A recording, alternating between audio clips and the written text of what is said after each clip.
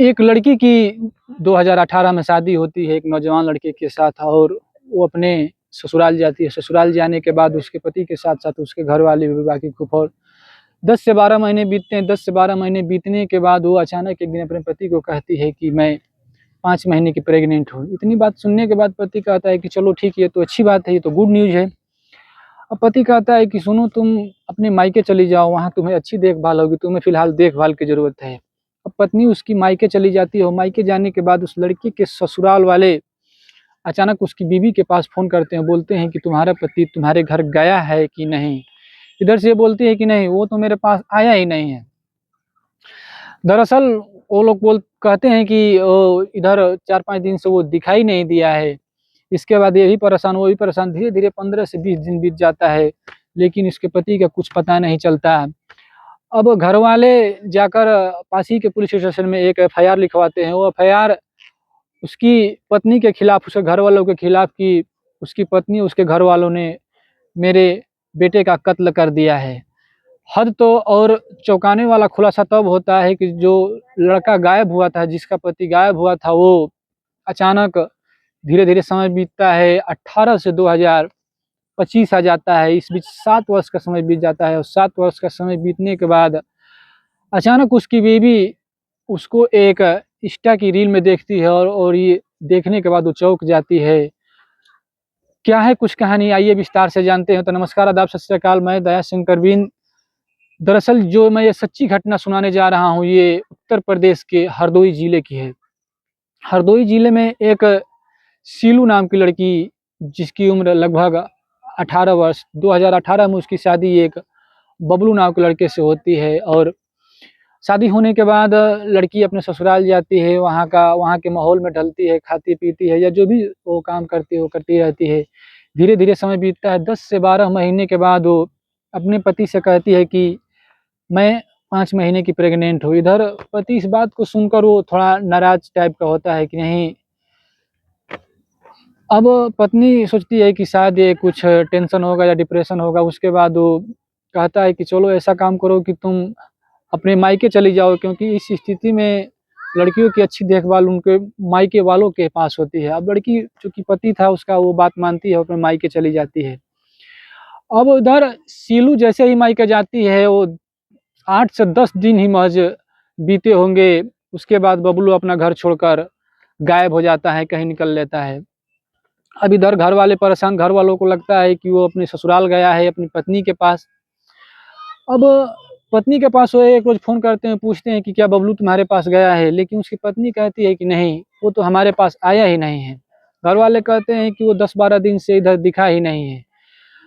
अब वो पत्नी भी परेशान, इधर घर वाले भी परेशान, वो लोग ढूँढते हैं, काफ़ी ढूँढने के बाद वो मिलते नहीं है, नहीं कोई खबर लगती है। ये लोग परेशान, और पास ही के स्टेशन हरदोई पुलिस स्टेशन में जाकर एक गुमशुदगी का रिपोर्ट लिखवाते हैं कि हमारे घर से बबलू नाम का एक लड़का गायब हो गया है। पुलिस हरकत में आती है, पुलिस नंबर का सीडीआर निकालती है, तरह जगह-जगह लोगों का छानबीन करती है, पता करती है, लेकिन उसका कोई सबूत नहीं मिलता। फिर धीरे-धीरे इस केस को ठंडे बस्ते में डाल दिया जाता है। अब इधर होता क्या है कि अब फिर 15 से 20 दिन बीतते हैं। 15 से 20 दिन बीतने के बाद एक बार फिर बबलू के घर वाले एक हरदोई पुलिस स्टेशन में जाकर एक एफआईआर दर्ज करते हैं। वो एफआईआर थी उस शीलू के खिलाफ, उसके घर वालों को। वो एफआईआर में लिखा था कि शीलू और उसके घर वालों ने ही बबलू का कत्ल करवाकर उसको कहीं गायब करवा दिए हैं। अब इतनी बात सुनने के बाद शीलू का रो-रो कर बुरा हाल, उनके घर वालों का फँसाया जा रहा है। चूँकि फिर पुलिस एक बार इनके शीलू के साथ-साथ पूरे घर वालों को उठाती है। घर वालों को उठाने के बाद इनसे पूछताछ होती है। पूछताछ में पुलिस को कुछ अहम सबूत हाथ नहीं लगते, संतोषजनक कुछ बातें समझ में नहीं आती। इसके बाद इनको वापस छोड़ दिया जाता है। अब इधर शीलू का जो पेट में बच्चा था, वो धीरे-धीरे समय बीतता है और वो बच्चा पैदा होता है। बच्चा पैदा होने के बाद शीलू का जीवन काफ़ी तहस-नहस एक प्रकार का बदल गया था। आप लोग जानते ही हैं कि हमारे समाज में एक एक पत्नी का पति अगर उसके साथ ना हो, उसके केयर ना करे या उसको कहीं गायब हो जाए, तो लोग किस नज़रिए से देखते हैं, कैसे अपना जीवन व्यतीत करती है। अब 2018 से समय बीतता है, धीरे धीरे समय बीतते बीतते 2025 चला आता है। 2025 में आज का दौर सोशल मीडिया का दौर, इंस्टा, फेसबुक, यूट्यूब, आज की डेट में सब लोगों के हाथ में मोबाइल है, फ़ोन है, एंड्रॉयड फ़ोन है। अब सीलू के पास भी फ़ोन था, वो भी इंस्टा और सोशल मीडिया से जुड़ी हुई थी। सीलू एक दिन एक वीडियो देख रहे थे, वो इंस्टा की रील थी। वो इंस्टा की रील में अचानक देखती है कि उसका पति किसी औरत के साथ वीडियो में दिखाई दे रहा है। अब जैसे ही वो देखती है, उसको मानो ऐसा लगता है कि उसको कुछ समझ में नहीं आ रहा हो, बिल्कुल चकित। अब कुछ समय के लिए वो सहम जाती है और फ़ौरन वो अपने घर वालों को दिखाती है कि ये बबलू ही है। चूँकि 7 साल का समय बीत चुका था, 2018 से 25 आ गया था। इधर 7 वर्ष का एक लंबा अरसा होता है, इसमें काफ़ी लोगों का हुलिया, चाल-चलन, हर एक चीज़ बदल जाता है। लेकिन सीलू को देखने से लग रहा था कि नहीं, ये उसका ही पति है। अब उसके सीलू और उसके घर वाले बबलू के घर पे जाते हैं हरदोई, और वहाँ पे उनके घर वालों को, उसकी माँ को दिखाते हैं कि ये बबलू है।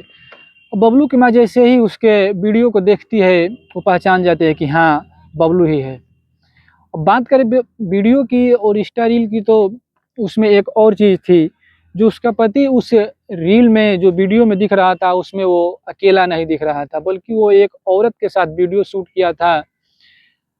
अब सीलू को तो उसके पति को मिलने या ढूँढने की ये खुशी थी, लेकिन साथ में ये भी बदनसीबी कह रहे हैं या जो कुछ भी, कि एक पत्नी थी। अब पत्नी कौन थी, अब मिलने के बाद ही पता चलता है। उसके बाद उसके घर वाले, उसके ससुराल वाले मिलकर दोनों उस मोबाइल को पास ही के पुलिस स्टेशन में लेके जाया जाता है, जहाँ पर उसकी गुमशुदगी और कत्ल का केस किया गया था। अब वहाँ के पुलिस वालों को दिखाया जाता है, बोला जाता है कि जो 7 साल पहले बबलू का गुमशुदगी और कत्ल का केस का जो एफआईआर हुआ था, ये वही बबलू है जो घर से 7 साल पहले गायब हो गया था। अब पुलिस को भी लगता है कि नहीं, इसकी जाँच पड़ताल करनी चाहिए। फिर पुलिस एक टीम गठित करती है और उस वीडियो का ढूँढने लगती है। वीडियो को लोकेशन पता करने पे वो वीडियो को लोकेशन पंजाब के लुधियाना शहर का मिलता है। अब पुलिस की टीम सादे वर्दी में पंजाब के लुधियाना में जाती है, और वहाँ पे जाने के बाद ठीक उसी घर के सामने जाती है जहाँ से ये वीडियो शूट किया गया था। वहाँ पे पुलिस वाले जाते हैं सादी वर्दी में और दरवाज़ा ठकठकाते हैं। दरवाज़ा ठकठकाने के बाद अंदर से एक औरत आती है और बोलती है कि जी आप लोग कौन? अब पुलिस वाले बोलते हैं, सबसे पहले वो उस इंस्टा की वीडियो दिखाते हैं, बोलते हैं कि ये वीडियो आपने और आप, एक जो शख्स है, ये आप ही का वीडियो है। वो बोलती है कि हाँ, ये मेरा ही वीडियो है। बोलते हैं कि जो इस वीडियो में शख्स है, वो कहाँ पर है? दरअसल उस समय बबलू घर पर ही था, सोफ़े पे बैठा दिखाई देता है। बबलू बोलता है कि हाँ, मैं ही हूँ। पुलिस वाले बोलते हैं कि तुम्हारा नाम बबलू है? चूँकि पुलिस वाले सादी वर्दी में बबलू उनको पहचान नहीं पाता है, वो कहता है कि हाँ, मैं ही बबलू हूँ। अब पुलिस वाले कहते हैं कि चलो ठीक है, जब तुम्हारा नाम बबलू है तो चलो तुम अब उत्तर प्रदेश के हरदोई ज़िले में तुम्हारा एक परिवार है, तुम पहले शादी किए, उसके बाद तुम्हारी बेबी प्रेग्नेंट हुई, उसको अचानक तुम छोड़ के ऐसे भाग गए आए, तुम्हारे खिलाफ एफआईआर दर्ज है, तुमने एक क्राइम और एक जुर्म किया है।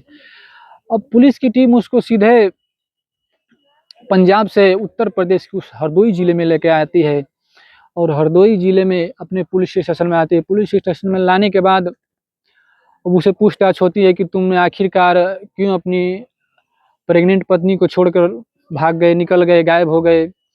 बबलू कहता है कि मैंने घरवालों के प्रेशर में आके शादी किया था, मैं अपनी बीवी को पसंद नहीं करता था। मुझे जैसे ही पता चला कि मेरी बीवी प्रेग्नेंट है, मुझे लगा कि अगर ये बच्चा हो जाएगा मेरे रहते हुए, तो मेरे समाज की या घर की काफ़ी ज़िम्मेदारियाँ मेरे सर पे आ जाएगी, हमारा भविष्य अंधकार की तरफ चला जाएगा। इसलिए मैं बिना बताए ही घर से भाग गया, और अपने घर वालों को ना ही कॉन्टैक्ट किया, ना ही अपनी पत्नी को। चूँकि हिंदू धर्म में एक से ज़्यादा शादी करना एक कानूनी अपराध है, उसके खिलाफ केस दाखिल किया जाता है, और केस दाखिल करने के बाद उसको जेल भेज दिया जाता है। अब इसके बाद दरअसल एक और मामला सामने आता है कि सीलू का पति तो मिला, लेकिन साथ ही में जो औरत थी वो बबलू की एक दूसरी पत्नी थी। अब दूसरी पत्नी और सीलू को यह तय करना है कि आखिरकार कैसे अपना जीवन व्यतीत करेंगे या कैसे जो कुछ भी हो। बस आज की कहानी में इतना ही, और ऐसे ही रियल और सच्ची घटना देखने के लिए आप हमारे साथ जुड़े रहे फ्यूचर तक 222 में। तब तक के लिए जय हिंद।